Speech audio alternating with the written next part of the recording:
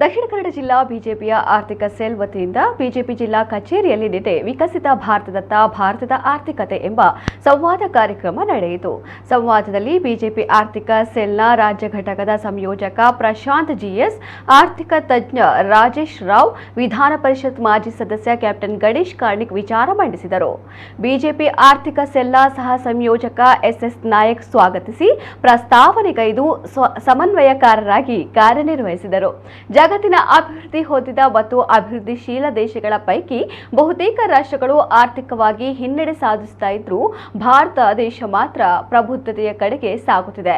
ಭಾರತ ಈಗ ಅಮೃತ ಕಾಲದಲ್ಲಿದ್ದು ಆರ್ಥಿಕ ಅಭಿವೃದ್ಧಿಯ ಕಡೆಗೆ ದಿಟ್ಟ ಹೆಜ್ಜೆ ಇಡುತ್ತಿದೆ. ಖಚಿತವಾಗಿಯೂ ಅಮೃತ ಕಾಲ ಬರಲಿದೆ. ವಿಕಸಿತ ಭಾರತದ ಕನಸು ನನಸಾಗುವುದರಲ್ಲಿ ಯಾವುದೇ ಸಂಶಯವಿಲ್ಲ ಎಂದವರು ಹೇಳಿದರು. ಶಾಸಕ ಡಿ ವೇದವ್ಯಾಸ್ ಕಾಮತ್ ಕಾರ್ಯಕ್ರಮವನ್ನು ಉದ್ಘಾಟಿಸಿ ಮಾತನಾಡಿ, ಸಂಕಷ್ಟಗಳು ಬಂದಾಗ ದೇಶದ ಆಡಳಿತ ಪಕ್ಷ ಮತ್ತು ಪ್ರತಿಪಕ್ಷಗಳು ಒಟ್ಟಾಗಿ ದೇಶದ ಅರ್ಥವ್ಯವಸ್ಥೆ, ರಕ್ಷಣೆ ಮತ್ತಿತರ ಎಲ್ಲಾ ವಿಷಯಗಳಲ್ಲಿ ಒಮ್ಮನಸ್ಸಿನಿಂದ ಚರ್ಚಿಸಿ ಪರಸ್ಪರ ಸಹಕಾರ ಭಾವನೆಯಿಂದ ಮುನ್ನಡೆದರೆ ಭಾರತ ಅಭಿವೃದ್ಧಿ ಆಗುವುದರಲ್ಲಿ ಸಂದೇಹವಿಲ್ಲ ಎಂದರು. ಪ್ರಶಾಂತ್ ಜಿಎಸ್ ಮಾತನಾಡಿ, ಪ್ರಸ್ತುತ ಭಾರತದ ಜನಸಂಖ್ಯೆ 140 ಕೋಟಿ ಇದ್ದು ಅವರಲ್ಲಿ 7.75 ಕೋಟಿ ಜನರು ಮಾತ್ರ ಆದಾಯ ತೆರಿಗೆ ಫೈಲ್ ಮಾಡುತ್ತಾರೆ. ಹೊಸ ಆದಾಯ ತೆರಿಗೆ ಮಾನದಂಡದಂತೆ ಅವರಲ್ಲಿ ಇನ್ನು ತೆರಿಗೆ ಪಾವತಿಸುವವರು 1.5 ಕೋಟಿ ಜನರು ಮಾತ್ರ. ಈ 1.5 ಕೋಟಿ ಜನರು ಇಡೀ ದೇಶದ ಜನರನ್ನ ಸಾಕುವಂತಾಗಿದೆ.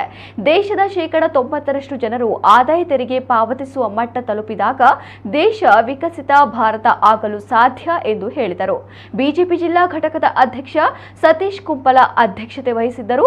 ಮಾಜಿ ಮೇಯರ್ ಪ್ರೇಮಾನಂದ ಶೆಟ್ಟಿ ಉಪಸ್ಥಿತರಿದ್ದರು. ಈಗ ವಸುದೈವ ಕುಟುಂಬಕಂ ನಾವು ಹೇಳ್ತೇವೆ. ಏನು ವಸುದೈವ ಕುಟುಂಬಕಂ? ಅಯಂ ನಿಜಃ ಪರೋವೇತ್ತಿ ಗಣನಾ ಲಘುಚೇತಸಾಂ ಉದಾರಚರಿತಾನಾಂತು ವಸುಧೈವ ಕುಟುಂಬಕಂ. ಅಯಂ ನಿಜಃ, ಇವ ನಮ್ಮ ಜನ, ಪರೋವೇತ್ತಿ ಅವರು ಬೇರೆ ಜನ, ಗಣನ ಯಾರು ಎಣಿಸುವವರು? ಲಘುಚೇತಸಾಂ, ಸಣ್ಣ ಮನಸ್ಸಿನವರು ಮಾತ್ರ ಇದನ್ನು ಎಣಿಸ್ತಾರೆ. ಆದರೆ ಉದಾರಚರಿತಾನಾಂತು ವಸುಧೈವ ಕುಟುಂಬಕಂ, ವಿಶಾಲ ಹೃದಯದವರು ಇಡೀ ಪ್ರಪಂಚ ನಮ್ಮ ಕುಟುಂಬ ಅಂತ ಎಣಿಸ್ತಾರೆ. ಆದ್ದರಿಂದ ಭಾರತ, ನಾವು ಹೇಳ್ತೇವೆ ನೋಡಿ, ನಾವು we should be very proud. ಭಾರತಾಂಬೆಯ ಮಡಿಲಲ್ಲಿ ಜನ್ಮಿಸಿದ ನಾವೆಲ್ಲ ಧನ್ಯರು. ಅನೇಕ ಜಾತಿ ಮತ ಧರ್ಮಗಳಿದ್ದರೂ ಒಂದಾಗಿ ಜೀವಿಸುತ್ತಿರುವ ನಾವೆಲ್ಲರೂ ಅನನ್ಯರು ಅಂತ ಹೇಳಲಿಕ್ಕೆ ಬಹಳ ಒಂದು ಹೆಮ್ಮೆ ಆಗ್ತದೆ. ಇಡೀ ದೇಶದ ರಕ್ಷಣಾ ವ್ಯವಸ್ಥೆಗೆ ಆ ಒಂದು ಪಾರ್ಟ್ ಬೇಕು ಅಂತ ಹೇಳೋ ಕಾರಣ ಅವನಿಗೆ 10 ಬಾರಿ ರಾಜನಾಥ್ ಸಿಂಗ್ ಅವರ ತಂಡ ಮತ್ತು ಆ ಒಂದು ರಾಜನಾಥ್ ಸಿಂಗ್ ಅವರು 2000 ರಾಜನಾಥ್ ಸಿಂಗ್ ಅವರೇ ಖುದ್ದು ಕೂತು ಅದನ್ನು ವಿಶ್ಲೇಷಣೆ ಮಾಡಿ ಅವರಿಗೆ ಆ ಪ್ರಾಡಕ್ಟನ್ನು ನೀವು ತಯಾರಿಸಬೇಕು ಅಂತ ಹೇಳೋ ಕಾರಣ ದೆಹಲಿಯ ಸಮೀಪ ನೋಯ್ಡಾದ ಎಲ್ಲೋ ಒಂದು ಕಡೆ ಅವರಿಗೆ ವ್ಯವಸ್ಥೆಗಳನ್ನು ಜೋಡಿಸ್ಕೊಟ್ಟದ್ದು ನನಗೆ ರತ್ನಾಕರ್ ಪೈ ಅವರು ಮತ್ತು ಗಣಪತಿ ಪೈ ಅವರು ಹೇಳಿದರು. ಹಿಂದೆ ಈ ರೀತಿ ಆಗ್ತಿತ್ತು ಅಂತ ಹೇಳಿದ್ರೆ ಆಗ್ತಿರ್ಲಿಲ್ಲ.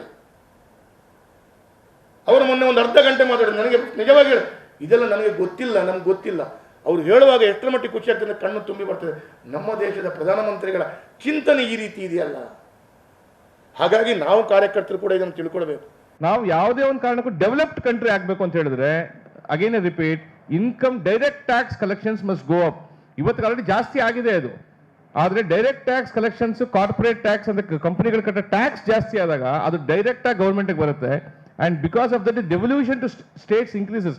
ಇವತ್ತು ಒಂದು ಪೊಲಿಟಿಕಲಿ ಒಂದು ನೆರೆಟಿವ್ ಸೆಟ್ ಮಾಡ್ತಾ ಇದ್ದಾರೆ ಅಪೋಸಿಷನ್, ಸೇಯಿಂಗ್ ದಟ್ ಜಿತ್ನಾ ಆಬಾದಿ ಉತ್ನಾ ಹಕ್, ನಮ್ಮ ರಾಜ್ಯದಿಂದ ಬರ್ತಾ ಇದೆ, ನಮ್ಮ ರಾಜ್ಯಕ್ಕೆ ಬರ್ತಾ ಇಲ್ಲ ಅಂತ.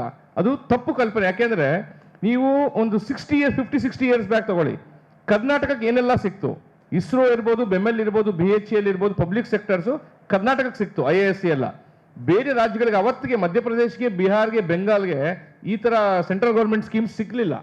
ಸೊ ಇವತ್ತಿಗೆ ಕರ್ನಾಟಕ ಪ್ರಗತಿ ಪರದಲ್ಲಿ ಇದೆ ಅಂತ ಹೇಳಿದಾಗ ನಾವು ಬೇರೆ ರಾಜ್ಯಗಳನ್ನು ಇವತ್ತು ನಾವು ನಿಭಾಯಿಸಬೇಕು. ಯಾಕಂದ್ರೆ 5 ದಶಕಗಳ ಹಿಂದೆ ಯಾವುದೋ ಒಂದು ರಾಜ್ಯಕ್ಕೆ ಬರಬೇಕಾಗಿರೋ ಒಂದು ಕಾರ್ಖಾನೆ ಕರ್ನಾಟಕಕ್ಕೆ ಬಂತವಾಗ.